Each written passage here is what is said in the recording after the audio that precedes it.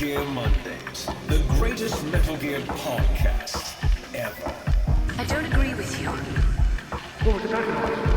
Releasing on Monday, every Monday. How did you patch into my radio frequency?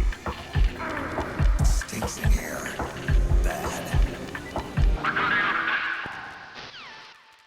Ladies, gearsmen, babies, and gentle thems, welcome to another episode of Metal Gear Mondays, the most thorough Metal Gear and Death Stranding podcast on the internet, where we talk about all of the creations of Hideo Kojima and beyond, left to right, up to down, inside out, over, under, loop-de-loop, in pseudo chronological order. I'm one of your hosts for today, Lilli on the right, and I'm joined by Alessio Summerfield. Hello. And the Rat King himself, Jimmy Stinger, James Reichmuth. That's right. I am here ready to deliver your packages. We love a man ready to deliver some packages. If he ain't dooming, he ain't zooming, I'll tell you what. He ain't dooming, he ain't zooming. Amen to that, fellas. It's an exciting week. We all three of us have gotten our hands on Death Stranding 2 on the beach, and we've had several hours to kind of play it, digest it, and of course this is our first impressions of Death Stranding 2. I do have something to read courtesy of Kilometers Davis, Okay. Chad in the Discord. Shoot! Speaking of that, let me go ahead and randomize our sponsor for the episode while you read that. Yeah, so Chad in the Discord, which you can join by donating $1 a month to our Patreon, posted some interesting insight in the very specific Death Stranding 2 channel we have open for this game at the moment. There's a book by a person named Neville Shute called On the Beach, published in 1957. It is an apocalyptic novel written by this author after he emigrated to Australia. It details the experience of a mixed group of people in Melbourne as they await the arrival of a deadly radiation spreading towards them from the Northern Hemisphere following nuclear war some years previous. As the radiation approaches, each person deals with impending death differently. So we've been out here making fun of this fucking subtitle this whole time. It turns out Kojima stole been playing, it just like everything else. Yeah, he stole it like everything else. He's been playing 3D chess with us. But there is a meaning behind the really dumb subtitle, apparently. I was going to say, I'll level with you. I don't care if he stole it or if it came straight from his brain. It's still a dumb subtitle. True. I will put on Front Street too really quickly. Surprisingly lo-fi title screen. I was like, is that just a fucking JPEG of the box art? Like, what might be just a JPEG of the box art? Because we'll get to it. When you go from this like really weirdly static lo-fi unglossy JPEG title screen into the opening moments of this video game, it's like giving crack cocaine to a kid who hasn't seen fucking television ever. You know what I mean? It's crazy. But Alessio, let me do our shout out. Our sponsored patron for this week. So this episode is brought to you, and hopefully I'm pronouncing this correctly, by patron username Mitarael. Mitarael. Thank you so much. If you want to be cool like Mitarael, consider giving us $10 a month or more. You get shouted out, you get videos. Yeah, you can see our beautiful face talking about this exact subject right now. Yeah, you can see how every fucking episode I tell myself that I'm going to get ready for the camera, and then I show up with like the driest skin and darkest bags under my eyes. I want the next episode you to have like very over the top makeup on. Oh, like you really prepared next time. Yeah, to compensate for all the mistakes. But yeah, I'm a dry, tired dad. So come see these pores. I'm the exact opposite because every week, every time we record, I'm just like, you know what? I don't want to put effort in. And then we get to like T-minus 45 minutes before the podcast starts. And I'm like, fuck, I got to do something with this beat up old face. I got to be hot. You know what I mean? So before come check us out on video for Two Hots and a Knot. And I'm the knot, James. Oh, Yeah. no. Two hots in a knot city. I do also want to point out that James has not rehung the poster that fell down Yeah, last week. episode. Yeah, now it's part of the lore. Yeah. It's continuity at this point. Who knows when it's going to return, right? Maybe we'll, I don't know, maybe we'll get to go into it at some point. It's James's poster on the floor. There's a yeah, we'll get into it, but there's a funny moment at the start of this game that I wanted to ask y'all about. Before we get super far, I want to hit you guys with hyper generalized speed round quickies, just because I don't think it'll make sense to come later.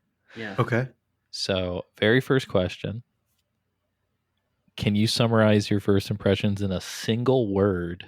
And what is that word off the top of your dome? Don't think about it too much. James. Sorry. I just had to go. Is that the word? Yeah, basically. I was like, That's basically my word. Nice.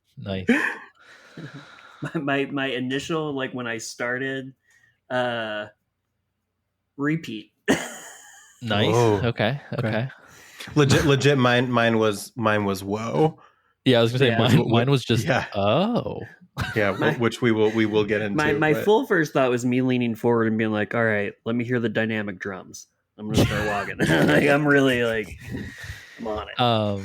Okay, so super quick next one. Don't think about this too much. Oh God. We're gonna go through the Game Pro game rating system. All right. Of course. So the 1.0, 1.5, 2.0, yada yada yada to 5.0. Yeah. With 5 meaning outstanding, 4 meaning great job, 3 meaning good job, 2 meaning could be better, 1 meaning wake me up when it's over. Graphics. What do you guys think? Oh, 4. 5. Okay, 5, 4. I'm going to give it a 4 so far. Okay. Sound. Sound is 3.5. yeah. Sound is like a 4, I think. Okay. I was going to 4.5 on that one. Control. Control's like a 3. Yeah, it does. I agree. 3. It feels somehow like it controls a little more unwieldy than the first one. Oh, interesting. Do you guys have it on performance or visual? Performance. Nice. Yeah, I was really surprised at how pretty it looks, and I don't know if I recall Death Stranding 1 being in 60, Yeah. but I think There's it some was. screenshots of like the faces, and like they almost feel photorealistic in some places. Yeah, Yeah, it's crazy. especially like for hair animation. I feel like Mhm. we've really come a long way. Oh, for Yeah. sure. Fucking I thought it controlled really well actually, but the momentum is fucking something else. Holy shit! Yeah, the momentum is that's more so what I crazy. mean. Yeah, Yeah, that's yeah, less yeah. of like the control Yeah. itself and more so like the momentum's fucking nuts. Yeah. I'm just super glad that I can just fall down a fucking mountain and just not be able to get back Yeah, up again until you right? hit the bottom. You know, It's, that's just so cool. Yeah. The I'm best gonna give graphical enhancement, though, this is for the video users, real quick, is this maneuver, right? You got Oh this, yeah. and then you got this guy. You got that guy. James rotated his hat. Ash Ketchum realness. Yeah. Oh yeah. I'll give Control a 4. Control a Fun 4. factor. This is a good one. How many hair razors?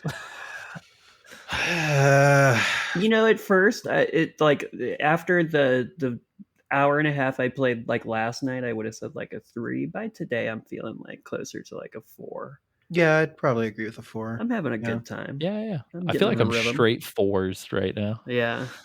Challenge, and this one actually doesn't have a numerical. It's got we got some labels here.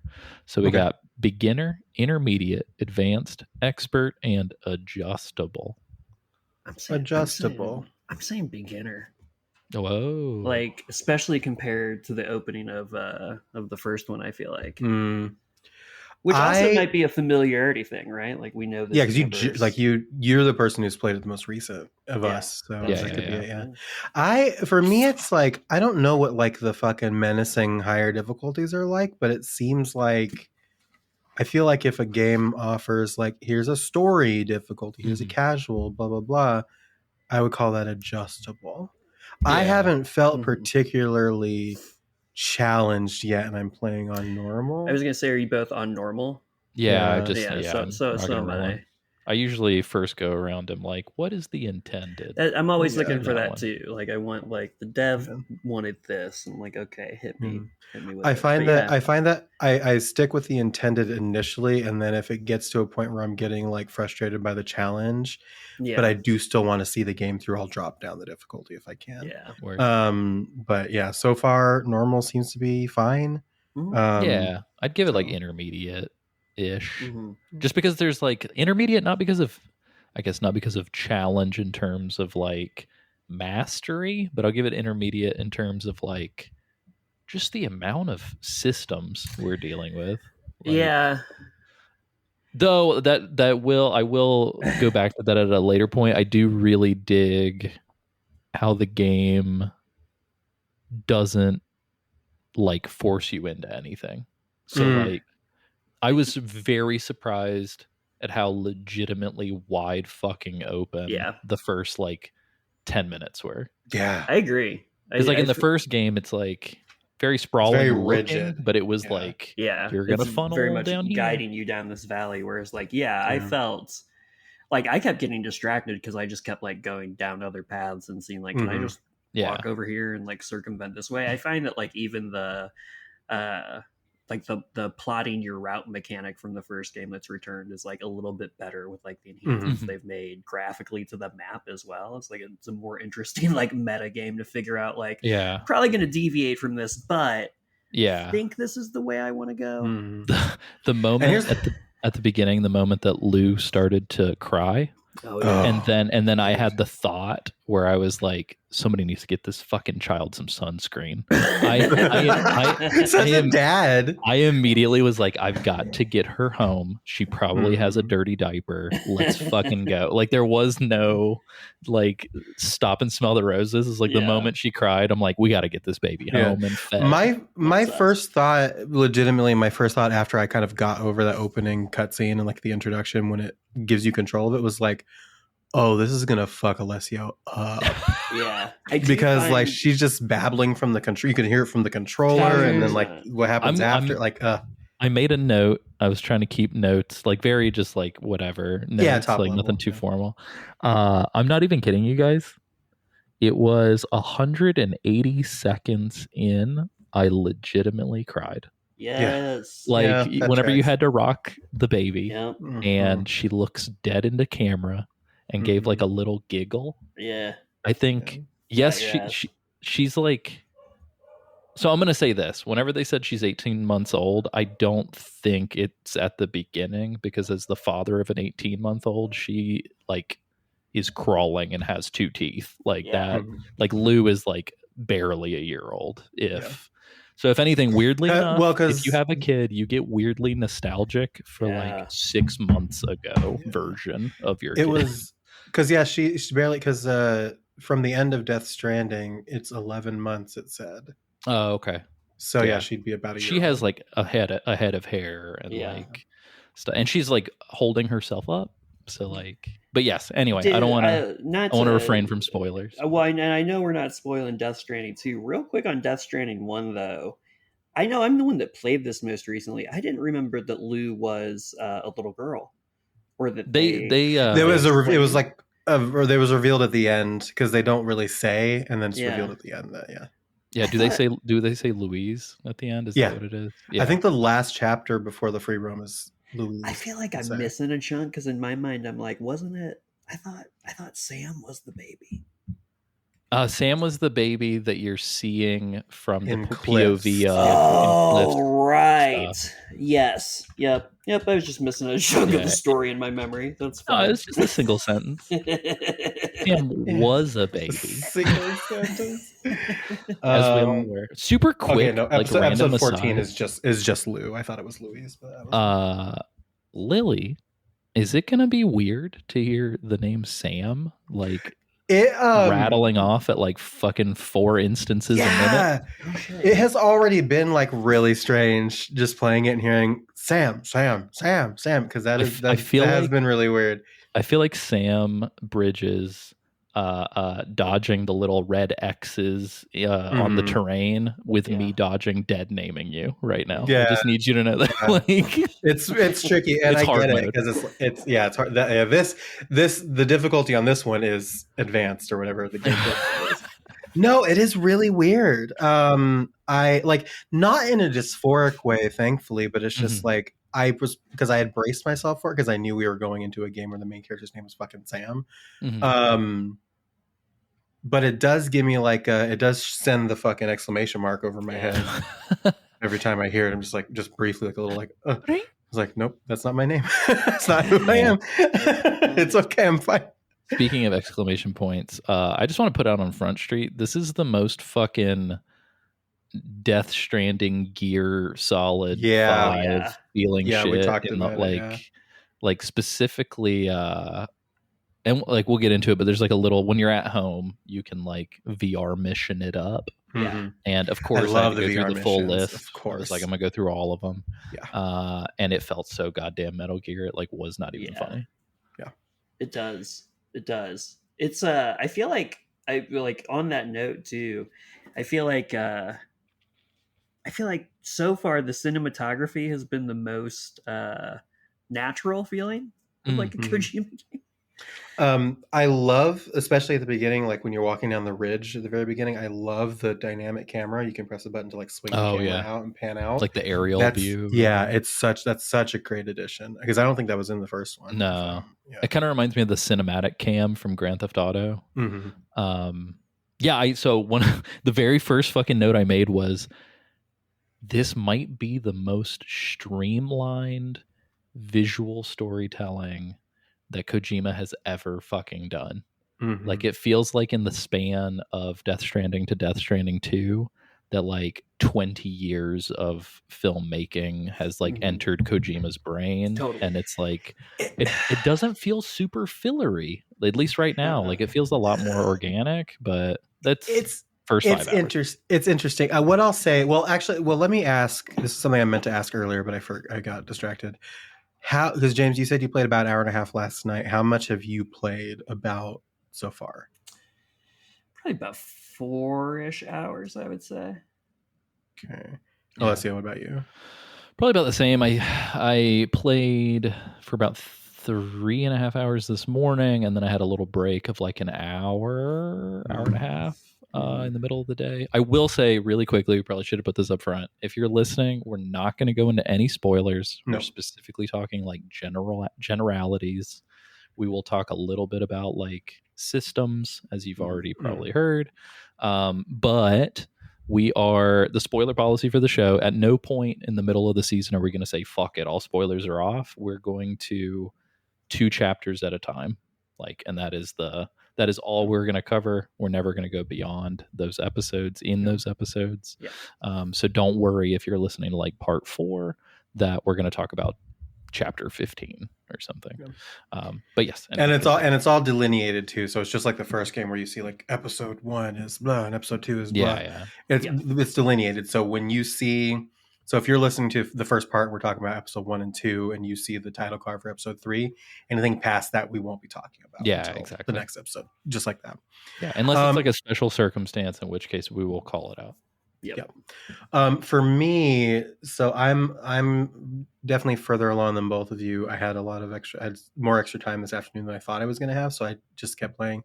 And to avoid kind of like spoiling y'all for the time it takes, I'm not going to say how long I've been playing, but I did complete episode 2.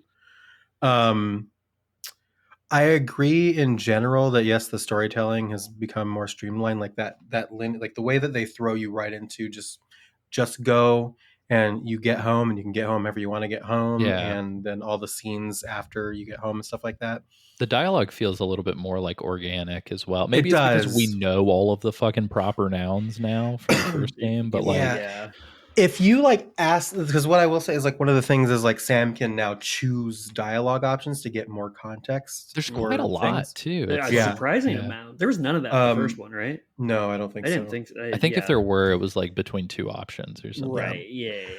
But like if for example, like in the first conversation you have in the game, it is very expository.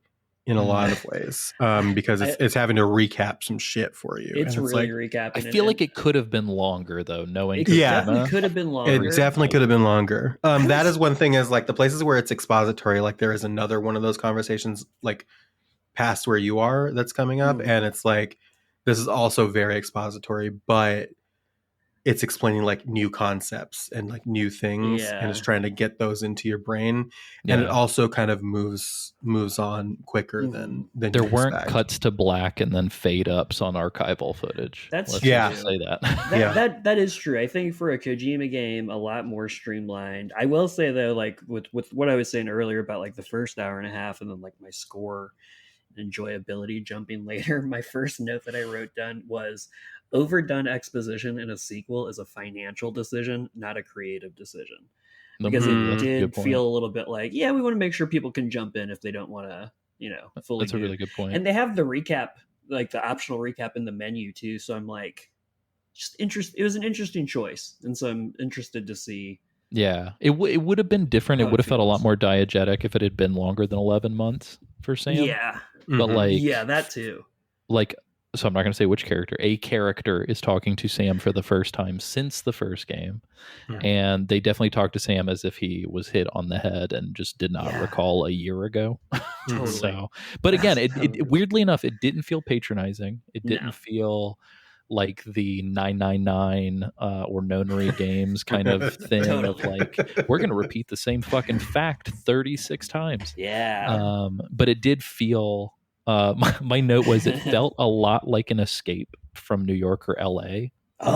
Beginning, where it's like, hey, Sam, I know you're retired. However, if you'll recall, blah, blah, blah, like, we need you one more time. And it's like, so it does have a little bit of it. Again, Kojima loves to steal. That's true. It felt like, some John Carpenter theft. Which he has done several times in the past. Which the whole fucking franchise of Metal Gear is probably technically John Carpenter theft. Here's something that I will say, and this is a mild spoiler for enemies. Spiders, dude. Oh, I saw those. No, man. I saw them very briefly, and as soon as I saw them, I was like, fucking Lilli, I'm so sorry. And they're like not unrealistic either. They're like, it's just like, fuck. They're large. I'm gonna read, and this is like a location thing, but it's not like super specific, but I am going to read this description of a place that you two, and also you, James, you might have seen it. Alessio, I don't know if you have. Spider Hill, a steep hill with dense vegetations located between these two places. The hill takes its name from the mysterious spider-like creatures that many people have reported seeing in the area. I saw spiders and I was on a hill. I don't know if it was the titular spider hill though. It probably was. Also, speaking of reading things, did you ever read Chad's thing, or did I just straight steamroll and we just moved on? Yeah, no, it was on the beach. It was about the book. Oh, okay, right on. For a second, I like went brain dead and was like, sorry. No, we gotcha. Did you guys notice that and maybe I'm stupid. I'm sure people listening to this are like, this fucking podcast sucks. There were 2 writers other than Kojima credited. I did see that. I did not. I don't think I'm looking too hard. As soon as I saw it, I was like, oh. Yeah. And I don't know if they were in the first game or not, but I was like, again, between like the in medias res beginning and the better sounding kind of, we don't sound like fucking sock puppets dialogue, and then the 2 writers credited, I was like, did my boy grow up? Yeah, right. He fucking grew up. It does feel like that. It does feel like from a from a credit standpoint, like almost like the way that like you hear Naughty Dog talk about their productions, where it's almost like they're shooting like its own theater thing along the way. Like I feel like this was like a next level Kojima production. Been long enough. Why the fuck not? Like about time. God, I guess it has been like almost 6 years. Fucking A. Here's something also I want to bring up really before we get too far away from like the story stuff and like the dialogue and everything like that, all the exposition. There's been a trend in gaming recently, this like active time lore stuff that you can press a button. The corpus stuff, I really like having that, where you can just kind of like, where they mention a thing and you can press the start button and it brings up like a little description, because I complained a lot about like having to read everything in the first game, but I think the difference between that and this in this particular case is that it's like very quick hit, so it's just like, okay, boom, and it's like a paragraph and you're back into it. So if you really need that context, you also don't have to sift like, through like a huge fucking list to find. Yeah, because it'll take you directly to the thing that's been referenced. So I think I really like that. I love active time lore as a feature. It was great in Final Fantasy. It was great in like everything that I've seen it in. It's a really good. Kind of like along those notes, like I do think the UI in general is a big step up as far as like, navigation. And, it felt like familiar, and also it felt like Death Stranding Plus is what it felt like. 100%. Also, the font not being super fucking tiny. Oh my god! I had the same. I don't know if you guys thought. remember the email text logs in the original game. It's brutal, straining my eyes. Tricky. Yeah, here you're getting like 6 sentences. You don't even have to scroll. They're like boom right there. It was super nice. Yeah. Also, it dawned on me, by the way, this time, especially looking at the UI and then looking at the inside of like some of the sort of rest rooms that you find, like akin to like in the first game, right? It's like these little rooms where Sam can just like chill for a second. I was like, this is not anywhere in North or South America, period. This is the most Japan, like having been to Japan, I was like, this is the most fucking Japanese room layout, design, UI. Like they're like, Sam, we're here. I'm like, no, we're not. We're in fucking downtown Tokyo. Like, it was like that in fucking the first one too. Especially when you're like walking through, I was like, this is not Colorado. This is not, Oh my god. Has the game like gone to Colorado? Hey, at least we're not. I don't think this is a spoiler, but at least we're not being advertised like Monster and like the A&E bike show. Hey, Rest, right? Listen, Domino's is coming. I don't know if y'all saw that. Domino's X Death Stranding 2. Domino's is coming, baby, and nothing's gonna stop that new recipe pie. Am I right? Like it's gonna. I think didn't Kojima post on Instagram or something? Is that where it was? I saw it on Blue Sky. Okay. Cool. I do want to ask y'all a question, but I'm not gonna state the 2 locations. I'm just gonna generally ask.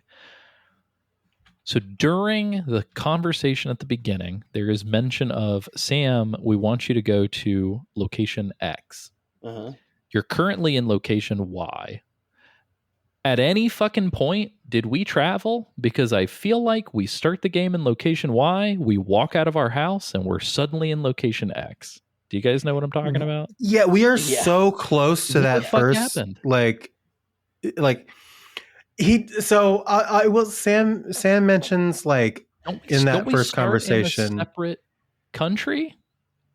I guess they're both separate. I guess like other border, like the southern border of. I think he's on the border because he mentions something about like I'll just say very vague. He mentions something about like for reasons he says, well, maybe we need to keep moving south, and so I think he's just constantly when it shows the map. And it fills in the little area. You're like firmly in the center of that place. For sure. Yeah. The spatial geography has been a challenge for me as well, where I'm like, how the fuck does this place exist? What I will say is that like I don't think what I will say is like you go from one place and then eventually like they've talked in interviews and stuff where you go from the place you start in to this other place. And this other place needs help. And to be totally frank, it's where I thought we were at the beginning. So I was like, what the actual fuck just happened? Like, you get some story stuff later, and you'll get it soon enough. Yeah. But what got me is that you go through and you do this stuff, and like I said, I've beaten through chapter 2, and a conversation you have with one of the preppers is like, congratulations, you've connected all of this place. And it's like, that isn't what that all of that looks like. What are you talking about? I had the same probably like 30 minutes before we started recording. I hit that spot and I had the same thought where I was like, excuse the fuck out of me. Pardon? What are you talking about? Like, So nope. I was like, don't gaslight me. Like, I know where I am. Like, please. Yeah, I mean, to be fair, quote unquote, across the entire country when it came to the original game was like, I can walk it in an hour and a half. That's true. And even then, like, they had to blow up, the whole middle part of the country. Yeah. Exactly. I mean, nobody lives there anyway, right? What is it? It's like, you got New York, you got LA, and then whatever the fuck is in the middle. There? I will say this game kind of did the opposite for me, where like it's so weird. Like space feels weird in this game because so at the very beginning, right, you're like going home. So we'll say that much. You're walking home. Mm-hmm. Not to like Sam's like weird, like not home like capital H, but like where you are currently staying, where you are residing. That feels like it takes forever. Yep. And then in a good way, like it felt fine. But then the sort of first kind of like, hey, you should go do this, also felt like it took quite a while. Probably like a third of my play session. And then you look at it on a map and you're like, oh, that much distance. Yeah. Are you fucking kidding? Like, so the map feels both simultaneously like massive and teeny tiny. Like it's the weirdest. I agree. And it feels like I'm interested to go further because I think it is going to, my hope anyway, is that the map kind of like spiders out in more interesting ways than the map did in Death Stranding 1. Whereas like Death Stranding 1, it kind of felt like there was almost a singular, sometimes a secondary optimal route. Yeah. Whereas I feel like even on the deliveries I've done so far, like I can see multiple angles of approach that I can take depending on like the style of play I want to do. Yeah, and gear and Agreed. Yeah, it seems a little bit more varied, hopefully. And this being kind of like what I'll say is like the tutorial area. I would say is just like it. If that's how I'm feeling about this area, then I'm hoping the rest of it is like pretty. Yeah. It kind of, so this first location that we're talking about feels a lot like anybody who's played The Witcher 3 feels a lot like that first sort of town, sort of surrounding area. And it also reminds me of like on Breath of the Wild, the Great Plateau, right? Before you jump off and glide. It feels like, hey, here's a little vertical slice of everything in the game in like a controlled environment. I did want to ask, and Lilli, you've been further than we have, so maybe very generally speaking, there's some crazy weather situations that happen in the first hour. Is that dynamic or is that scripted? Not in that, like in that moment, I'm sure it's scripted, but like elsewhere, are there like dynamic versions of that? That I don't know, because everything that I've run into, even past where you guys are, because I've run into like one more thing, I think, than you both have. It feels really scripted. I would love it if it was dynamic. I think that would add a really cool wrinkle to everything, but I really don't know. Yeah. The time of day is dynamic though, right? The time of day, I'm pretty sure. Yeah. Yeah. Okay. And also when you like go to sleep in your room too, it says time passed while Sam was sleeping. Yeah. So I think like there is morning or night, I think. Yeah. You can choose morning or night. I'll be interested to see if like, for some of like the side deliveries where you have to backtrack through places you've already been, if like the weather becomes dynamic in those scenarios, because I've had the same thing where like what I've seen so far has felt scripted, which was also my beef with the dynamic music that was hyped up during that reveal, which like one, like so far has just been for that slice that they showed, and two, in my opinion, was implemented poorly. It felt like they just took a section of the song and looped it while you were vibing, and then whenever you finally hit like certain milestones on your walk, it would be like, all right, let's queue up part 2. Well, and it was so funny because I felt like I was like taken in the space, so like I would naturally like slow down, and like then you start to take a step and it's like I'm like, whoa. Yeah. I'm like, let me live. I will say this: loved Low Roar. Obviously mad respect to the band and the singer and rest in peace, but I already am digging the variety, not gonna lie. The music is great. Although I will say there was one point where a specific song did pop in, and it made me like really emotional hearing it. So I'm not sure if I've gotten to that point, but I have been in my feelings during certain moments. Yeah, I felt the same way, where I was like, oh yeah, this is a nicer variety, where like it still has like, there's still so far things that like kind of have that Icelandic feel that the first game's score did, but you can tell that they want to incorporate more variety, genre. And I'm interested as the location changes to see like what other types of music that they incorporate.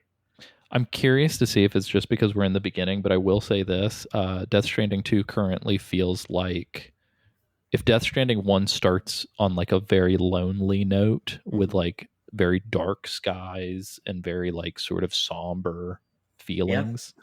Death Stranding 2 starts with like excitement and a buddy and like and very daytime. bright. Very bright.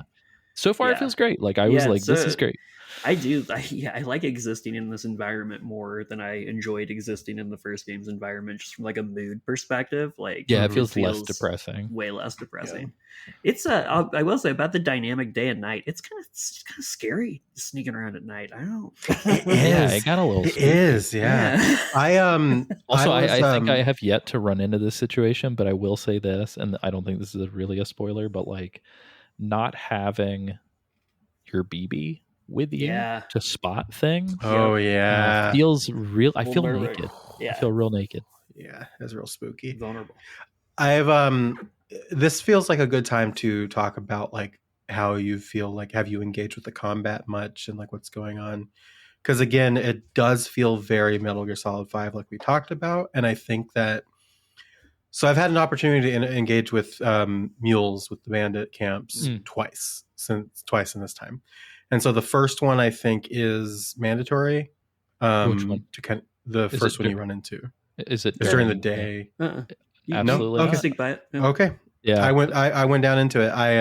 Well, that's what I was gonna say. The fact that the game is totally fucking chill with you. Like I literally like not only did I circumvent that, but I also like fucking crossed that bridge a really weird way and like went over the river in a crazy way, and the fact that the game like was cool with it like legitimately like caught me off guard. I agree. I had a very similar experience with that part. Was pleased. There's a part later on after like further along that I did do that, and I was just like, this is very clearly supposed to be a pretty big moment, and I just said "fuck you," and I just like I've got places to be, and I just went right past it. I think Lilli, I think the time that you're referencing, that was around the time I started to get chased by one of the bandits. And then Alessio's ladder showed up. And then I look, and suddenly a ladder appears from AC Summerfield. Is that my hero? I think you might be right. So there is a point there. So there is a point then where you go and like you're walking, and it does direct your attention towards a bandit camp. And I just decided to go do it. And so the thing that I noticed about that one is that like I was still kind of figuring things out, and I got spotted. The gunplay, like the shooting, is very crisp. It works really well. Like it feels very much like way more fine tuned, less a pain in the ass than it was in the first game. The second one that I did all stealth where possible, and like. It was so Metal Gear. It was fucking crazy. It was like sneaking up and like knocking people out and going around, marking people from your binoculars. Doing all that, and then like I go in, and I accidentally this guy spins around before I have a chance to sneak up to him, and he's like, huh, and it does that like slow down motion, like Death Stranding does this, but it came from Metal Gear Solid 5 that like slow down, like oh you have a second to react, and then the melee of me just being like nope, pwop, pwop, pwop, was like very effective and very it's very the combat CQC. Yeah. It's very like Metal Gear coded. And again, I think I talked about this in like the predictions and the theory episode, but if a game that I have been known to not necessarily jive with the combat is like, hey, because of the themes of this game, we're going to do more combat. I'm glad that it feels like a game that I enjoy playing. Yeah. So I will say, outside of the VR missions, I have not fired a single shot. Nice. I did all of the training and stuff, mostly because I was like, I'm gonna have to know how to use these at some point. I may as well learn now. Yeah. But I was like, I don't know, in a weird way, I was sort of like, let me just see if I can do this. And so it's like the first huge incident. I was like, nope. And then it was like, okay, cool. And then the second one, I was like, let's just sluice. We're gonna sluice on by, scoop our shit, and get on out. And it felt good. It was good. Yeah. I will say, I think that I'm still pretty underwhelmed by like the big BTs as far as like variety goes, and just like this is kind of just like a weird sludge thing that I don't really know what it looks like. Infamously, I've seen one, and I think it's someone's sex thing. Like it was like during a moment after you go to bed, and I was like, someone just had a sexual awakening. Oh yeah. Oh, I think I know exactly what you're talking about. Yeah. Jesus Christ. No, but it's just like it's the same. It's just like it's the same like squidgy stuff. I think what makes it better is that again the combat is improved, and so it's a lot. It makes me like dealing with them feels better, but I think as far as like they just feel like these weird like edgelord like sludge. Hold on, this coming from the person who's obsessed with Kingdom Hearts. They remind me so much of the Heartless. They are very Heartless coded. That is so true. I wish that I hadn't put. Well, you have a huge Kingdom Hearts poster directly behind you. Oh, that's true. It's right there. Although I also wish I hadn't put the Kingdom Hearts Heartless keychain that I got at Hot Topic today on my purse. Well, case in point. I think the way that they present the mechanics, especially like the weaponry, I do appreciate narratively how like it's clear that like they're a little bit less on their back foot with the BTs than it felt like they were at the beginning of the first game, where it was like, I guess we're gonna figure out these fucking blood grenades. I don't know, man. Whereas now they're like, yeah, blood grenades, they work. We got this gun, shoots blood bullets. Like, we're good to go. I'm like, all right, cool. We're collecting menstrual blood. This is actually, speaking of that like confidence and like what the fuck's going on, I do want to point out how fucking hilarious it is to me that a character says the phrase "the finest chiral printed diapers," and I didn't even bat an eyelash. That's just like, yeah, that might as well be a thing. Here we go. Let's move past that. God. Okay. Speaking of that conversation, no spoilers on this because it's like before the first episode, I guess technically. But somebody asks you a question, and you can accept or decline. Oh, I was 100% going to ask you. Did either of you decline? I declined every single time. I declined every single time as well. It is the funniest fucking thing. Yeah. Oh, God. We'll have to talk about that next episode. I've been trained by Pokemon to know that if you say no, they're just going to force you to do it anyway. So I just said yes. In my head, I was like, surely like the whole game hinges on you doing the thing you're being asked. So I was like, surely you're going to get to it somehow. But what's funny is like when you say no, it kind of like resets a little bit to the point where I straight up was like, is it replaying the entire fucking cutscene? Yeah. And then it has a psych out, and then you're asked again. Yeah. And it does it again, but in a very funny fucking psych out that I literally laughed out loud. And it is funny. I don't think it's just a gag though. I actually think it is. Oh, like it's okay. Interesting. Okay, we will have to get into what the specifics of that. It's a very early moment, so we'll probably get to it pretty early next episode. Well, teaser to tune in next time. I will say this, like per what we've been talking about in terms of like the sort of maturity with the storytelling, the lack of obnoxious amounts of tutorialing. Man. Oh, it feels so good. Like, other than I will say there's like a little tool tip that like they stay on the screen a little too long. And I'm just like, all right, I already know. I did it. The only one The only one, they all stay on the screen for a little too long, except for the one at the beginning where it tells you how to soothe the baby. Oh, thank you. Yeah, that. Oh, yeah. That went away really quick, and I had to look for it. I was like, oh, okay. And it was after she had already settled down, so I was like, all right, whatever. Yeah, but yeah, that's the only one that's like, okay, bye. You don't need to know this. But everything else like kind of stays, it lingers for a long time. Yeah. So yeah. So that kind of sucks, but they're very like, relatively unintrusive, I guess. The last sort of mechanical thing I wanted to mention is I guess sort of a two-parter. They both involve like you as an avatar, like Sam as the player. I don't remember there being like a super robust fucking Elder Scrolls-esque stat system in the first game. Like the star, like how your yeah, like I remember there was being something like deliveries would kind of impact definitely it. more in depth. Like Yeah, but this is like, hey, you jumped a lot. Yeah, Here's some extra jumping stats. Like it's kind of crazy. I do also love that when you like roll in where it's like he's grown in his skills since the last time he rested. It's like, all right.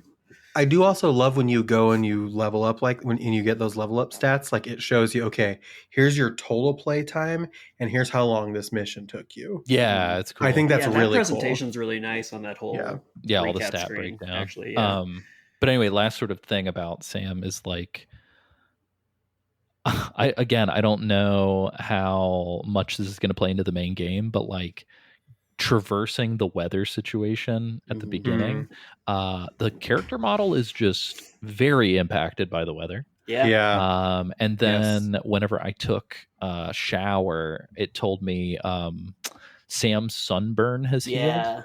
And then I also noticed in like several cutscenes there were still like lingering residue from several things that had happened. And so I'm like, I wonder how much of this is scripted versus how much of it is like just gonna be a thing, because like how much the attention to detail is fucking sick. I feel like I saw Sam's sunburn has healed after almost every rest I took. Oh, interesting. And so I feel like there is at least some element of it that is dynamic and is not scripted, but to the extent with which some of the weather you get in this first bit of the game is pretty intense, and I wonder how often that will happen. What happens if you allow yourself to get very sunburned? I wonder. Yeah, right.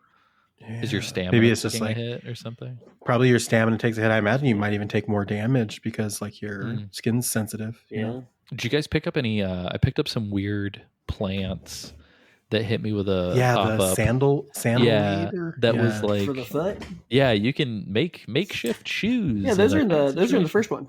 Oh, interesting. Are they? Oh, I didn't know that. I don't think I interacted with that at all. They're tutorialized like on the way to the like the windmill farm, like the very beginning of that one, and that you can easily miss it. Section. But no, I thought it was super cool. I like the SSS. The little Facebook thing, little text message system. Yeah, I didn't realize, but I've taken to like mashing the middle button, the like button, because you can like as many the bar will deplete, and you can like as many times as you can hit it in that timer. And I think you get more likes for yourself the more you hit. So I try and I also like that play it puts a game. the message like on the map where the person like gave you the message. I'm like, yeah. this feels like fucking like Foursquare, like I'm the mayor of this Yeah, it reminds me of Google Plus as well. Yeah, Google Plus. Wow, RIP. Yeah, just dated the fuck out of my Google Plus. Holy shit, man! Wow. No, I mean, so far, not my circle. So far, I'm digging it. Did you guys notice that there were 3 people credited in the opening? Which, by the way, so breathtaking visuals at the beginning. I thought that they might have just been like the before it transitions. The first time I noticed that it was a digital video game was right before you see Sam for the first time. Oh yeah. Some of those shots felt like fucking nature documentaries. So, it's insane how good they look. There's a film called Electroma, which is a Daft Punk musical. Oh yeah. That's what I call it. I saw this playing at a bar, I kid you not, like 3 months ago. It's fucking amazing. Fucking awesome. But there's a lot of material shot in the desert. If anybody has seen the video of Daft Punk quote unquote breaking up, I mean, they did break up, but the video is not. Whatever. They took the video clip from a part of this movie where you see the robot explode or whatever. Mhm. Anyway, it's filmed in the desert. They did this thing where you'd see all these beautiful desert shots, much like the beginning of Death Stranding 2. But one of the shots, I kid you not, is a very tight shot of a woman's unshaved genitals. And it's just like hidden in there. And like literally I'd watch the film 4 fucking times and you just don't even notice it. Like, and it's so funny because while I was watching the beginning of Death Stranding 2, I was like, are they going to put in the crotch shot? But no, yeah, it was Virgin and gorgeous. everything. But the credits were kind of pulling my attention away, Mhm. which was a little irritating because I was like, it's a beautiful Yeah. vista, and I just want to like look at it. And Yep. then, Yeah. but anyway, there were 3 people credited that are from the first game. Yep. And I don't know if the Oh. credits are just because they are using their likeness in some of the beginning part, Mhm. or if they are reprising roles. Yep. Yeah. So I'll be Very curious. interesting. Yeah. I had a similar thought. You do in that first conversation, you do see the face of one of those characters, Yeah. and 2 like, of them. is that 2 of them? And I was like, is that the reason why they're credited? Right, Or That's what I was thinking. Yeah. Also, very weird situation, but the character who's talking to you mentions somebody stepping down from a role.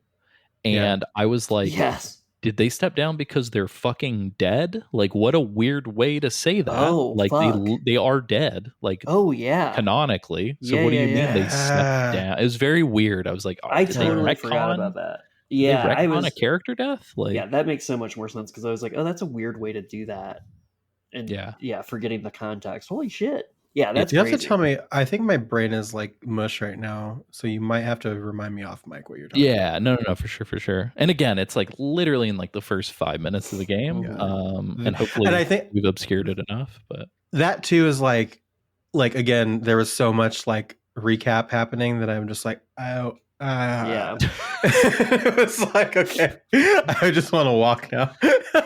yeah. Gorgeous game. I will say the difference between PS4 Pro and PS5 going from Death Stranding 1 to Death Stranding 2 doesn't feel like leaps and bounds, but this definitely is prettier. Definitely pretty. Oh, yeah. I feel like Absolutely. honestly, like I'm a sucker for the like the haptic feedback in the PS5 Oh, controller. 100%. Like, Yeah. I love that shit, and I feel like this makes great use of it.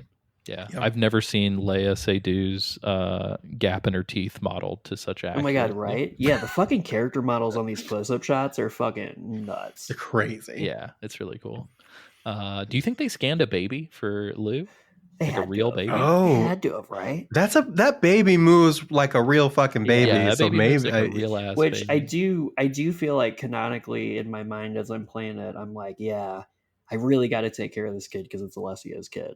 Like I yeah. Yeah, everyone I feel- playing and listening along. It's my child. Please protect. I legitimately. So I have met Alessio's child. I have held Alessio's child in real life. I feel so attached to this fucking baby in this video game.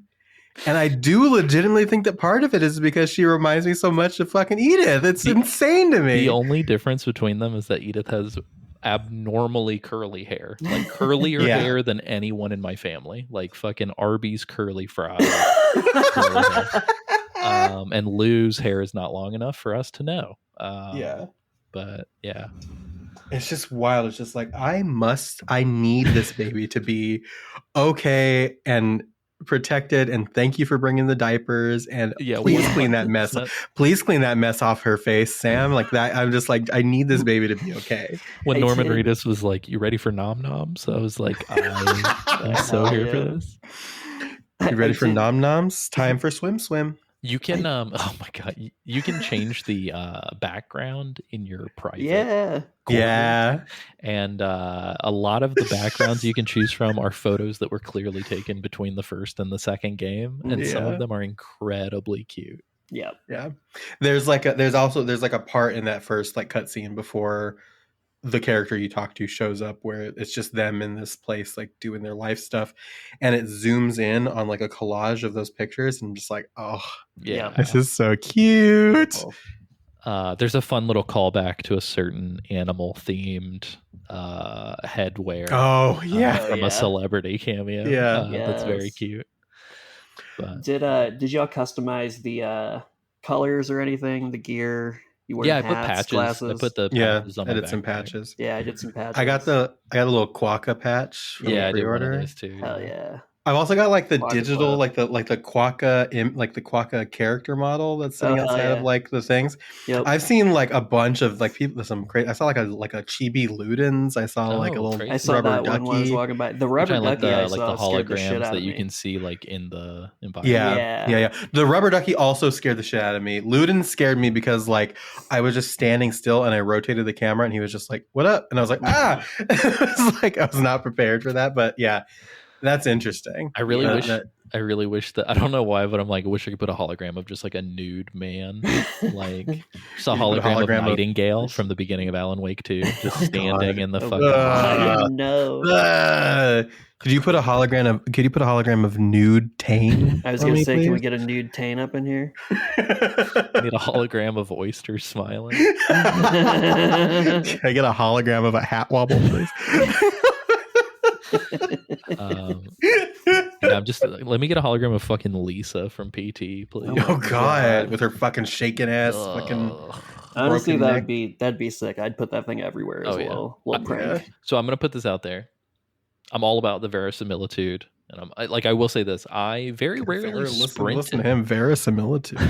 I very rarely hit the sprint button. Like it was very nice. Like I just kind of was like walking at a good clip.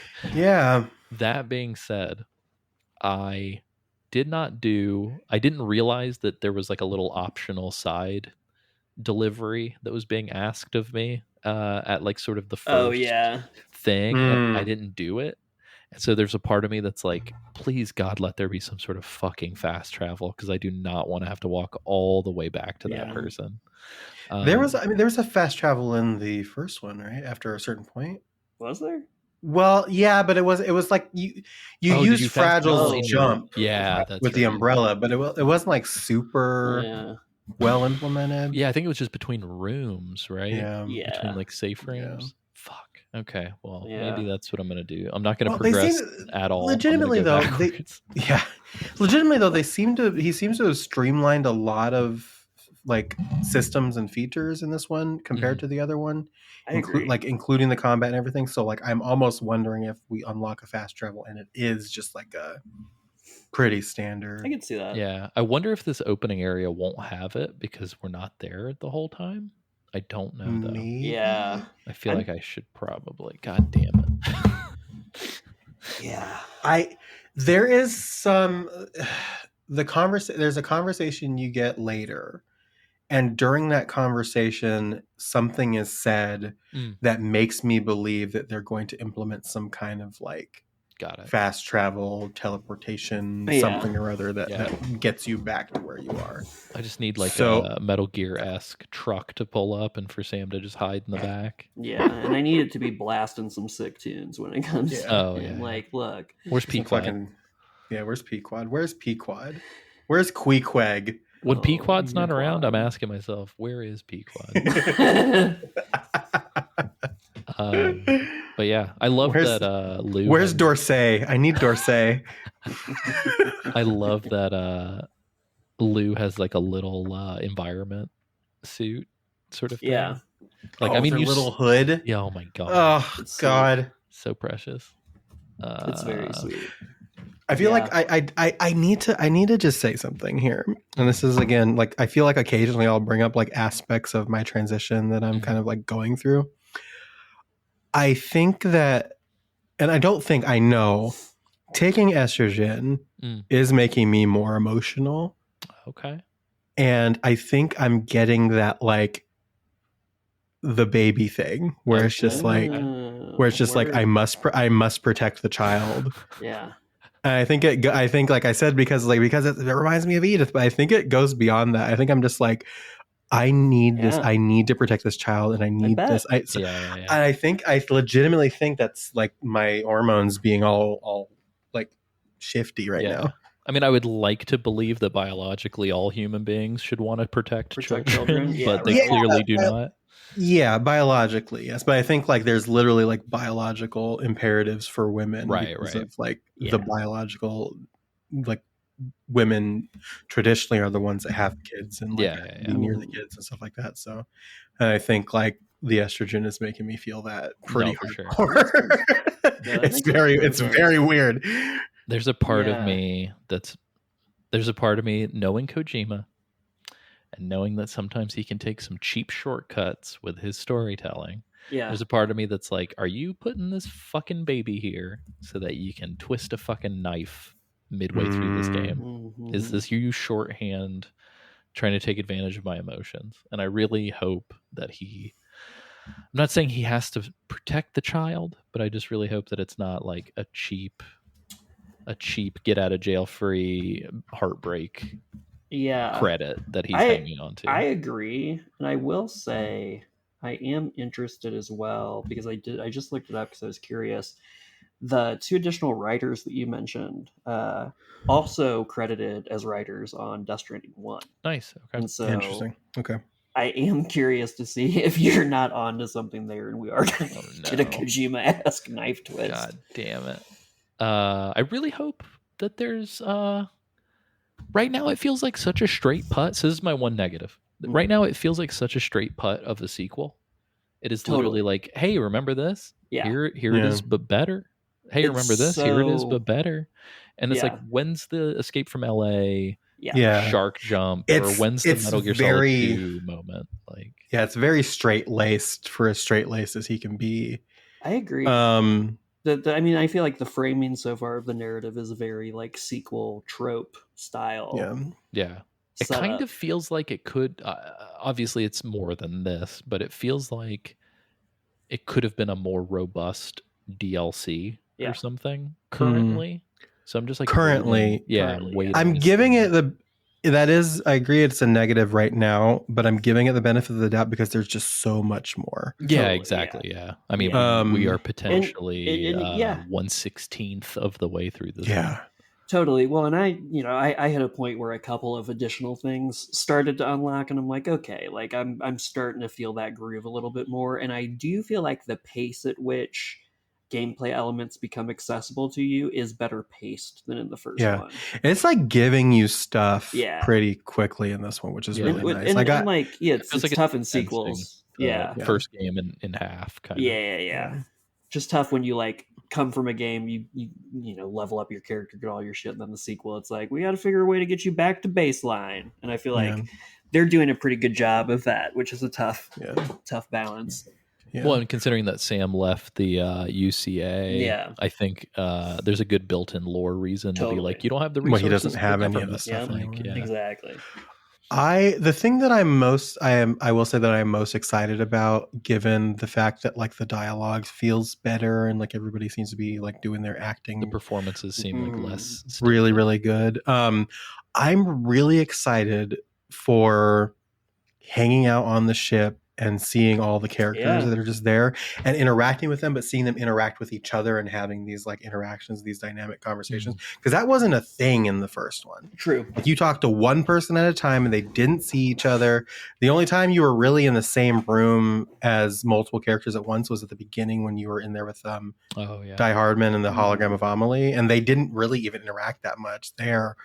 I'm just really excited to see like how that changes with like this cast, this motley crew. Yeah. Well, we know from our interview with Darren that a lot of them were in the same room. So, so that'll probably help. I'm just like Hideo Kojima has in his past created some of the coolest, most iconic like rogues galleries.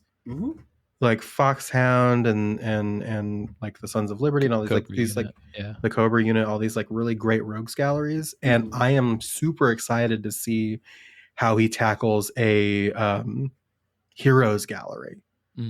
Just like really motley crew of characters that are just together doing a thing. Because I don't know that he's really done that to a degree such as this before. Yeah, maybe the only closest thing I can think of is like MGS4 with like Meryl and the Rat Patrol or Rat Squad. You're not really with them that much. Yeah. And I guess like technically you've got like 5 with fucking Miller and Ocelot, but Miller, I don't know if I'd call them. I don't know if I'd call them. on the base. Yeah. Like, I don't know if I'd put call Miller a heroes gallery necessarily.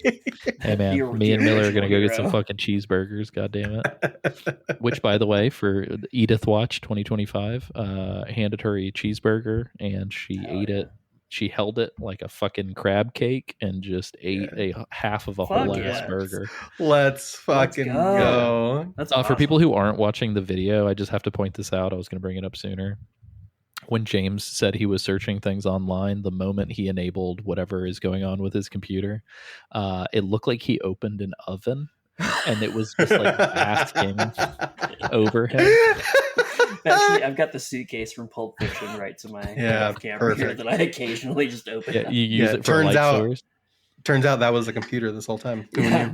That'd be very funny. The Death Stranding 2 script is actually what was inside. Oh, interesting. The one that Kojima tore up. All comes back. Yeah, I don't know. I think so far I'm pretty stoked. I will say there is a little part of me that's like, I maxed out all these fucking outpost relationships in the first game. So like a little bit of me kind of got hit with a wave of like, do I have to deliver 15 things for these fucking people? Like, but so far I'm not feeling any fatigue. It's feeling great. I will say, Lilli, per what you and I had kind of spoken about, I guess James, it came up on the episode when we were talking about the predictions. I feel like we've already had a couple environmental boss fights. Yeah, like we had like the big crazy fucking river with the bridge and all that shit, and then scaling a goddamn mountain felt pretty dope. Fun. Very fun. Yeah, so far it kind of gave you like aside from like the snow, it kind of gave you, this whole section is kind of giving you like a microcosm of everything that Death Stranding 1 was. Yeah. To kind of like they really want to get you back into the groove of it. And I feel like this area has been really great for kind of like, hey, remember this and remember this thing. Yeah. And remember how to do this. And here's this. Like, I think it's like sometimes I think it can be to a detriment because again, it does feel like that. Hey, it's a sequel. Yeah. Remember? Yeah. But I think mechanical recap. It's like the version of the 5 minute here's what happened cutscene. I personally appreciate it. Yeah, I feel like they ease it all in really well, and it does make traversing, I think, just more engaging. Like I find that I'm thinking a lot more about like where I'm walking because a little more on alert. Like, is an earthquake gonna get me? Yeah. Oh yeah. There's a fucking, speaking of weather, there's a fucking earthquake in the middle of walking around. That was crazy. Yep. But yeah. So one quick thing. I just want to ask this because if you guys have figured it out, I don't want to have to fucking try to figure it out. So I am engaging a lot more with the whole like, look at the bubble at the bottom of Sam's feet when you're positioning your luggage so that it's like not skewed one way or the other. I had to completely empty my backpack and then refill it up in the order that I wanted in order to move some shit around. Can you move individual pieces like around within the backpack? Because like essentially, and maybe it was, I doubt it was a weight thing. I feel like it was probably just Alessio being irritated, but it was like a small suitcase was on the bottom of a huge suitcase on top of it. And I was like, I have to fucking change these. I need to get better about that because for as much as I blustered about it and talked about it, I'm just like, auto arrange, go. I've been doing that. I think the first time I tried to stack it and I was just like, I don't feel like dealing with this right now. I'm baby. And then I just auto arrange it. So I think like now that I'm like probably going to start venturing forth into like the bigger world of the game, I think that's going to become more important. So I'm not sure yet, but did y'all find that manually doing it in the first one that you got marginal lift out of it versus just doing the auto?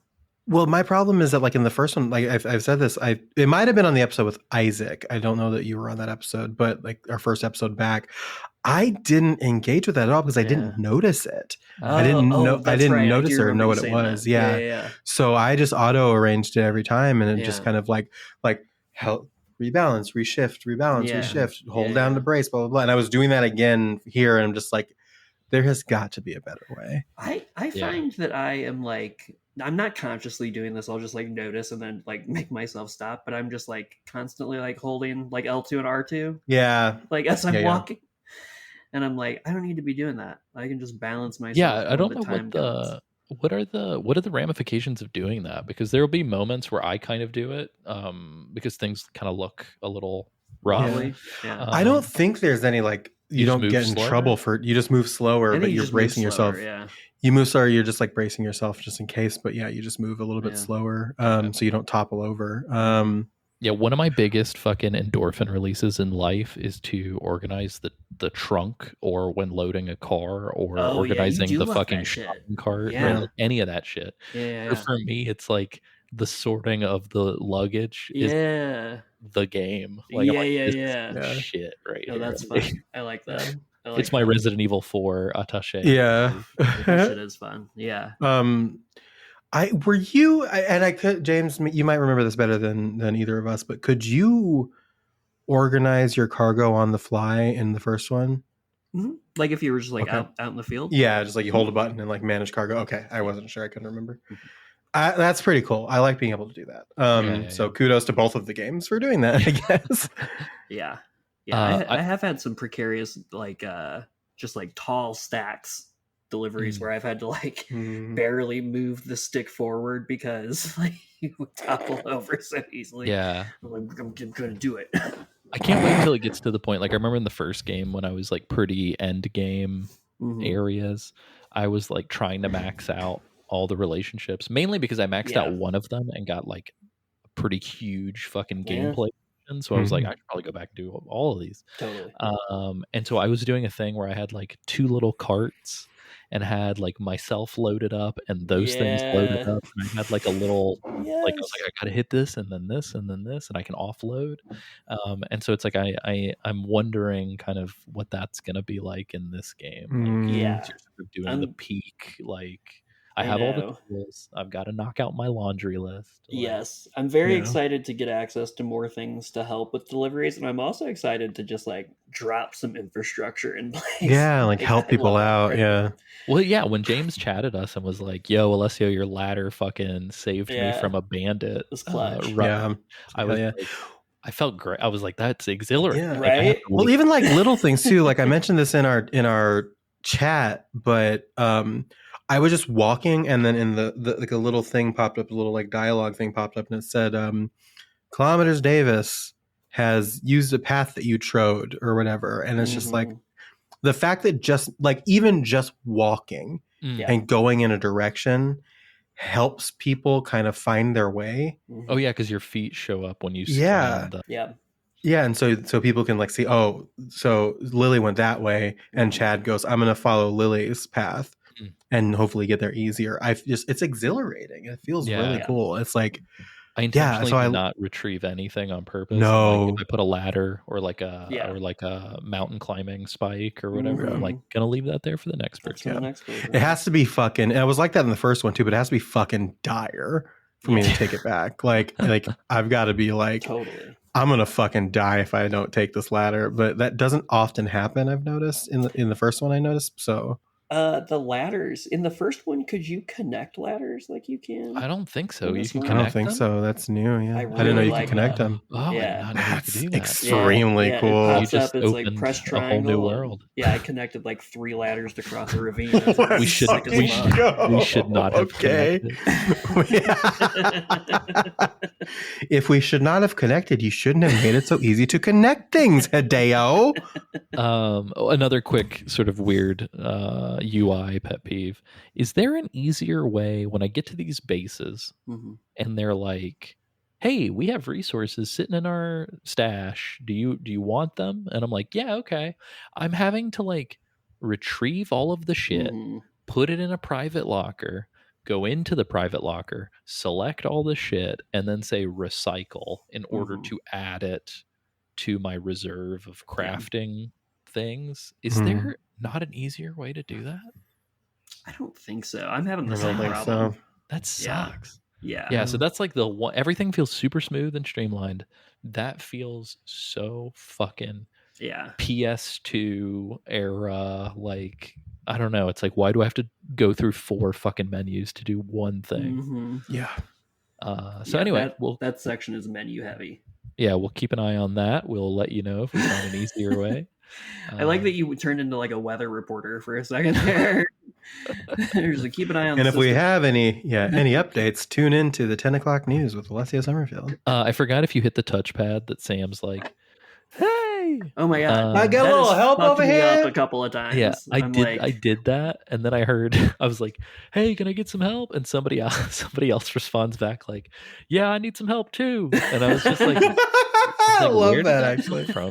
Like, I did it on accident in the middle of an area that had BTs, and I almost shat my pants because I thought they were going to hear me. I did it next to a bandit camp, and Hey! go well. Because I was like, oh, this is probably the button to open the map, right? And it's not. It's the yellow. oh, I guess what a good way to, because I was thinking, I was like, how do I get that guy to come over here? I didn't even think to yell That's at actually him. that's a good probably should thought, actually. Yeah. Also, speaking of opening the map, his like 1990s Claire's thumb ring that he gets given to like work like arrange It reminded stuff. me of like a mail-in decoder ring. Mhm. Yeah, drink your Ovaltine type shit. Sam sending his box tops. Yeah, so every time you open your map, Sam gets this ring from that character you talked to at the beginning, and he has to give a thumbs up, and it zooms in on his thumb, and then the thumb becomes the map, and it's just like, this is extremely silly. It's Even like Hideo like Kojima saw a man with a thumb ring one day and was like, wait a minute. Yeah, 100%.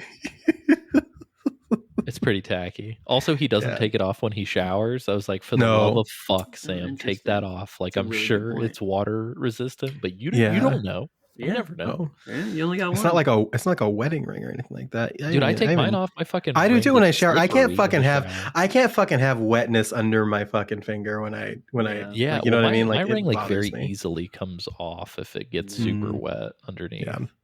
But anyway, final thoughts. Anybody have any final thoughts? I'm excited. I think I'm optimistic.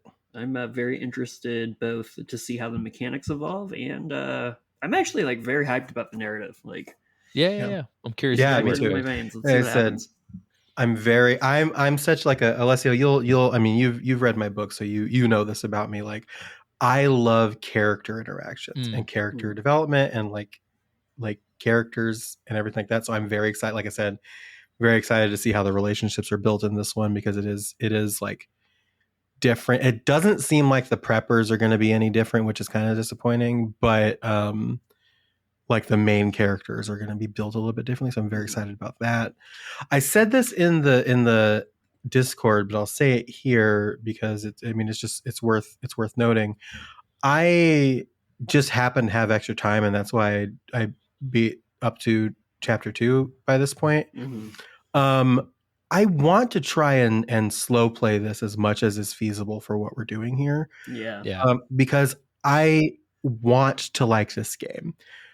I think people are probably tired of me hearing this, but it's just like, we did the first one way too quickly, and I think the coverage suffered because of that, and I think that my experience with the first one suffered because of that, and I don't want that to happen this time. I want to like this game. I want to enjoy this game. And I want to take it in for what it is and kind of give it that sort of like appreciation. And so I'm going to try and slow play it as much as possible, and really like savor it as much as I can. Yeah. Because I'm optimistic. I'm excited about where it seems to be going. So I'm especially after completing episode 2. Nice. I'm very curious to see like how it's going to expand and like where it's going from there, and like what they do.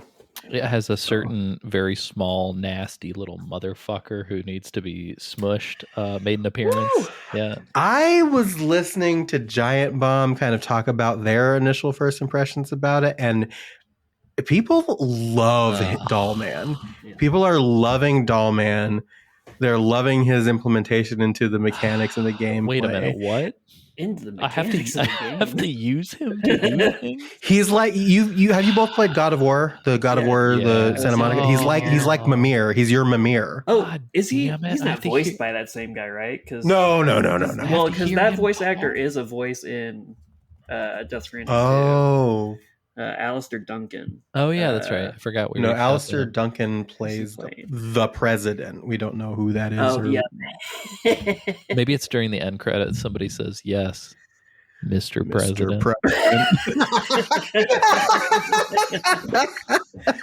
I'm excited to talk details. I will say, just for the first impressions, I was like, I'm not going to write James. I'm not going to write Lilli. I just want to like untainted, like have my own opinions. But I do think moving forward, I will probably engage in a little bit more chat. Yeah, with you guys. I do like. I legitimately like. Once you both complete chapter 2, I do legitimately need you to like message our group chat and be like, tell me how you feel, because I feel very specifically after chapter 2, and I will leave it at that. Okay. I would love to know how you feel before we record on Thursday. Oh, that sounds sick. Yeah, for sure. Yeah, and like I had mentioned sort of at the top of the episode, like moving forward, like we are gonna, this is very book clubby. Like we're not gonna be like, if you turn left 75 degrees, you'll find a grenade tucked away in the mountain. We're not gonna do that. I don't think we've ever really done that. Maybe we did. We kind of did it for like our remaster of the Metal Gear Solid 1 season, but like not, but like we haven't really done that. Much also, at all. This game just feels so much more dynamic, because like if I tell you to like turn left to grab a thing, I feel like 3 weeks from now it might not even be there.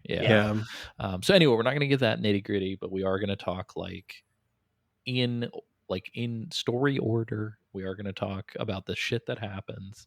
So if you want to play along with us, you can do 2 chapters a week. I'm sorry that we're doing weekly for everybody who wants to play less. But we have to because of Delta. So if you're upset, shake your fist in the air and say, God damn you, Delta. But I mean, I do think we've crunched the numbers, and I guess based on the sort of like alleged playtime required and the number of chapters, like I think it's like 5 hours a chapter. Yeah. And you're fine. Is that still standing, Lilli, with you since you've played those 2 chapters, or do you have a longer playtime? It feels like I don't want to say too much about the length of chapter 2 and like what you get up to in it. Because I do feel like it's going to be spoilers. I will say Lilli's doubt like, you that assassinate the president of the United States from a building. Like just something totally different. Yeah. What I will say is I think number one, I think it'll be fine. Yes. But number 2, I don't think that the experience of chapter 2 is necessarily going to be indicative of future chapters, if that makes sense. Sorry, I meant United Cities of America. I forgot there are no states. That's what the C stands for. I can't wait until Punish Die Hard Man shows up. Oh yeah, exiled president Venom Die Hard Man. Yeah. But yeah, no, I'm super stoked. I think it seems like all of us kind of getting in. So I'm going to roll the clock back. I think this is the first time in Metal Gear Monday's history that we have, other than even Death Stranding 1 was like a little weird. I think it's the first time that we are like dropping a thing on release day and then dropping shit like consistently, frequently from release until another release. That's pretty rad. That might be the case, yeah. Because I think there was a little bit of a shakeup before Death Stranding 1 started, so I think it might have been a little misaligned as far as like the I also don't think we had like that was also like early access gets you pre-ordering the deluxe early access stuff. So we can cosplay as if we were sent codes ahead of time. Yeah. It's with this. It's like even with Death Stranding 1, we released our first impressions episode that you were on, Alessio. We released that first impressions episode the Monday following because we had to play it on release day. Yeah.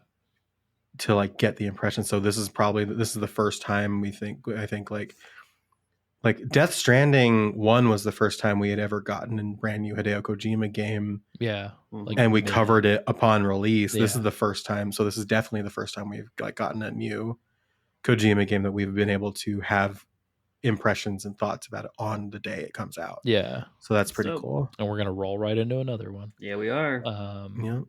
Yeah, it's going to be interesting. This is going to be fun. I'm excited. I need something exciting and fun to keep my eyes on, because Jesus Christ, we live in hell more and more every day. Retweet. Yes. So, anywho, on that note, we said it at the top. We'll say it again.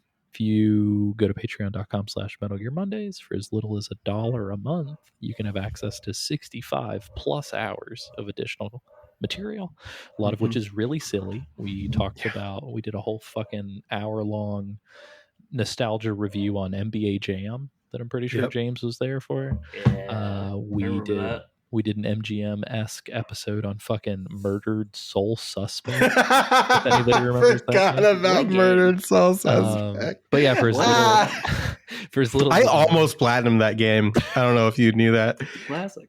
I did not know that. So for as little as $1 a month, you can get access to all of our backlog, 65 plus hours of Patriot Club, which is our Patreon exclusive podcast. However, if you want the new Patriot Club and you want access to other fun shit, $5 plus. $1 plus also gets you Discord, apologies. And $10 plus, you get video podcasts of everything, Patriot Club and the main show. We might do some silly, fun stuff per listener suggestion for the Patriot Club visuals. Not this next coming one, but probably another upcoming one.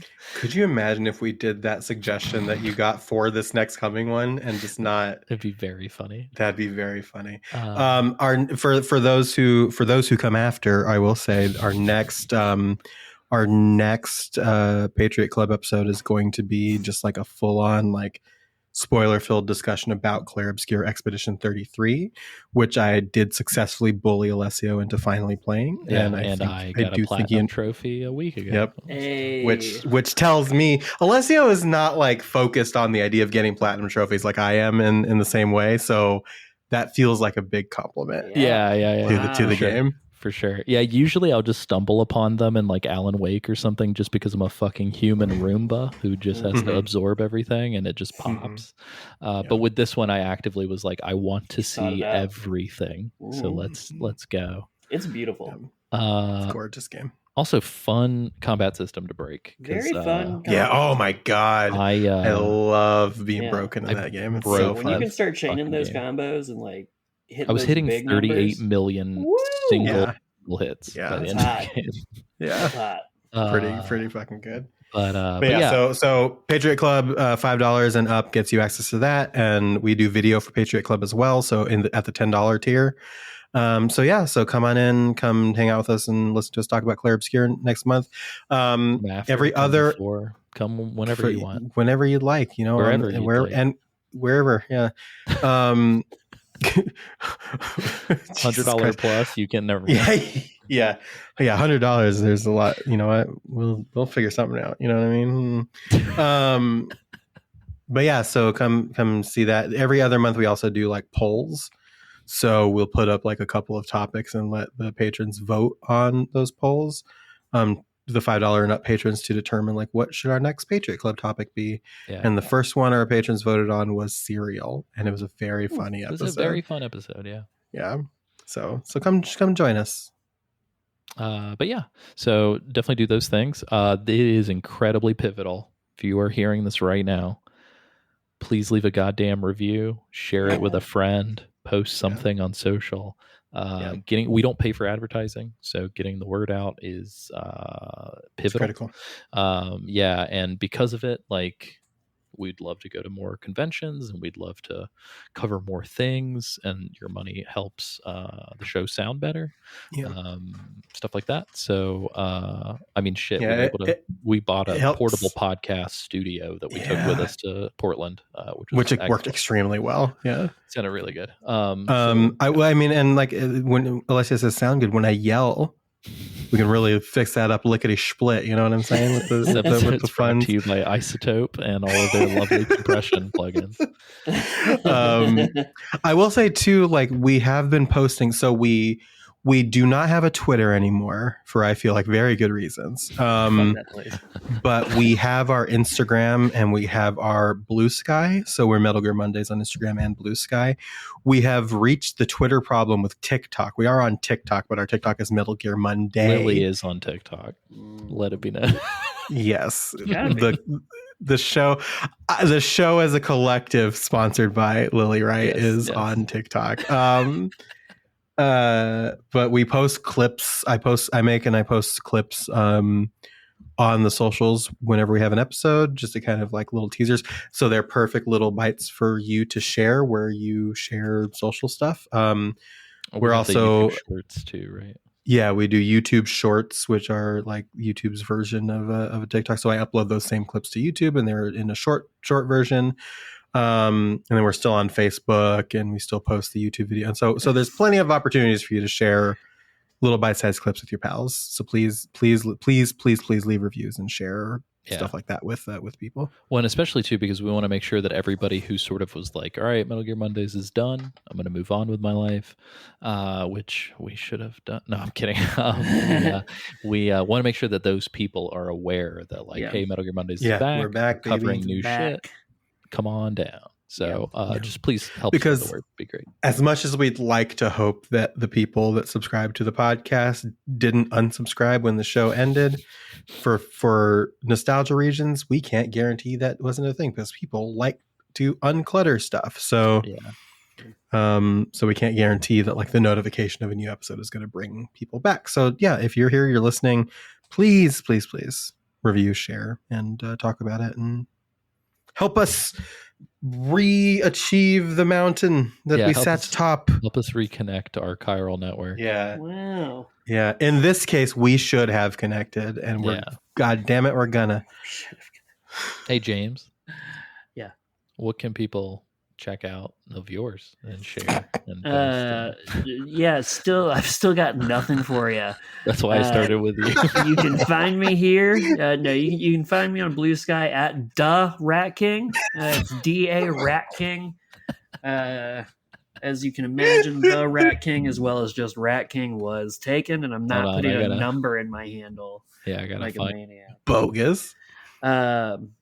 I'm working on a couple of things. Stay tuned. Who knows? Who knows what I'll do next? I just need you guys to know that trending on Blue Sky right now is just Big Balls. Oh yeah, Big Balls got ousted. Yeah, Big Balls got ousted today. Oh, This is actually great news. Is this a Love Island thing? No, this is Doge. This is the White House. Oh, Yeah, I forgot that Big Balls has been a White House employee for about 2-3 months now. We finally got rid of him. Woo. All right. Well, cool. Yeah. I thought it was just the concept of large balls. No, I got a push notification about Big Balls before we went live. I kid you. Nice. It's like a Google alert. It's like Big Balls ousted from White House. My big balls were ousted today. Jesus Christ. I will say, looking at this with 90% reporting, it does appear that Zoran Mamdani is going to become the new mayor of New York City. Hey. He's sitting at 44% with 90 reporting. Cuomo's second with 36%. So. I'm wondering if I can resubmit Edith's birth certificate and have him sign it instead of Eric Adams. Ooh, that'd be pretty cool. Yeah, but Edith is officially a Eric true Adams. New Yorker. She's got that Eric Adams. True blue, dyed-in-the-wool New Yorker. That's so funny. Let's go Mets. Anyway, we're having an awful losing streak right now. So yes, everyone, please, let's go Mets. Zoran Mamdani is a Mets fan, by the way. Oh, well, there you go. Lilli, where can people find you on the internet? You can find all of my associated things on my Linktree, linktr.ee/Liliana Dawn. That's LILLIANADAWN. That'll link you to where you can buy my books, where you can get to all my socials, where you can buy me Steam games off my wish list if you want to, treat a lady. Come up again. Yeah. So, yeah, that's where you can find me. Nice. Tell us about that. Tell us about that website redesign, Alessio. Yeah, guys, AlessioSummerfield.com, baby. Let's fucking go, baby. I mean, you can go to AlessioSummerfield.com. I've just been such a fucking busy dude. And I don't even mean that in a positive way. I mean that in like I'm fucking tired, bro. But anyway, you can find me at AlessioSummerfield.com. I think, actually. Let me see if this reroute still works. You're wearing my favorite shirt of yours. Oh, yeah. In that picture. I fucking love that shirt. AC Let's all look at Summerfield Alessio actually reroutes still. So you can do AC Summerfield, you can do Alessio Summerfield. You can do whatever you want. You can do whatever the fuck you want. You can have not do any of it. That honestly is an incredible picture of you. I love that picture. Yeah. Thank you. When they got like the chest hair kind of going, it's looking very Rico Suave. Yeah. Oh, my friend Cam in New York took that photo. Wonderful photographer. He's from South Carolina. Shout out Cam. But yeah, so I will eventually, I swear to fucking God, I will pop champagne on this podcast whenever this website redesign happens. And anyway, it's a bit at this point. The fucking the website redesign is almost as iconic at this point as There's Mine Stare. Yeah. Like I think like so to be fair, the website has been redesigned once during that bit, but it's a single fucking page. Yeah. It's good. But anyway, you can find my other shit on here. So Instagram, IMDb, blah blah blah blah blah. Anyway, outside of that, let's all hope that Isaac gets home from Turkey. Okay, I actually had a bunch of Signal conversations. Hopefully they don't get leaked. Had a bunch of Signal conversations with him. He's doing great. He said the vibe's a little spooky just because people don't know what the fuck is going on. State of the world, yeah. He's only like 3 countries over from Iran. So, yikes. Yeah, hell of a time to go to Turkey instead of being here celebrating the release of a brand new video game by Hideo Kojima with us. Isaac. I feel like Isaac's there's your yell for the episode, by the way. Thank you. Well, I was going to say, too, like, it's kind of crazy to think about, like, being 3 countries over because it's not like being in America where that's, like, an enormous amount of space necessarily. Yeah, that's like close. Yeah. Like 3 countries over. I don't know specifically the distance between Turkey and Iran, but like 3 countries over in fucking the Middle East could potentially be like the size of Texas. 1,000%. Yeah, like, the distance between Turkey and Iran in a car is only 25 hours. I thought you were going to say 25 minutes. And when I say no, and when I say 3 countries over, excuse me, they actually touch a fucking border. So never mind. Fuck. They are literally touching. Yo. I mean, granted, like Tehran is pretty far, but anyway, so yeah, stay safe out there, buddy. Are we plotting Isaac's downfall right now? No, I don't want to have to make that announcement on this fucking podcast. That would not be great. I don't like that. I don't like that. Anyway, but yeah, so hopefully he's all good. I think I mean I literally just talked to him today, so he's good ish 5 hours ago. Anyway, Isaac's got a bad habit of choosing weird times to do this because when he and I went to Paris, it was literally the day after the crazy London bombings, and shit. What a weird time. We were walking around Paris and it was a ghost town. That's crazy. I don't think we've told this story on the podcast. I saw Famas in real life, speaking of Metal Gear. Let's go. They were walking around with them while I was there. Sick. It's incredibly funny. So when we were planning the season out, we were just like, okay, Isaac, are you going to be on the season with us? Or at the very least, do you want to be on the First Impressions episode? And he was like, yeah, totally. Let's do it. And then like a couple of weeks before we were supposed to like start scheduling stuff, I was just like, I forgot that I was going to be in Turkey. How do you forget that you're going to be in fucking Turkey, Lim? Easy mistake. Classic. Easy. Who among us hasn't forgotten we were supposed to be in Turkey? Am I right? Of course. Which, to be fair, he's there for a friend's like destination wedding, so I'm sure he's having a great time. That son of a bitch. Nice, but Turkey's nice. Yeah. I've not been, but Istanbul has been on the list. So maybe at some point, if I feel safe being on an airplane again. Being in that general area. Being anywhere near anything. Right. Anyway, cool. Well, on that note, thank you, everybody. We may still have the interview we discussed potentially happening post-release, so keep an eye out for that. If it doesn't come, we will let you know. And well, that's not how that usually works. What? What's happening? I'm not coming. No one's ever said those words before. All right. Anyway, bad sex joke aside, I hope you all have a wonderful day, and we should find a way to get to the end of the show involving a 3-letter word that starts with a B, ends with an X. Oh, is it it's a box. Just a box.